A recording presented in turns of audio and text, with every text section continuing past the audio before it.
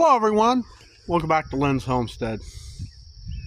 Well, doing something in the garden that I never thought I'd ever do. You know, pulling weeds, grass, bit of a nuisance, especially when you got a large area. Well, I decided I'm going to do it a different way. Let me show you. I'm using a weed whacker, string trimmer. I got all the grass out of there. I got some of it from in here being careful with my plants. So I got a lot to go.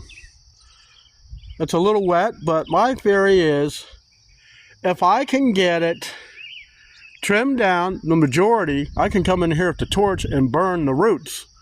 And hopefully that'll keep any more from coming up.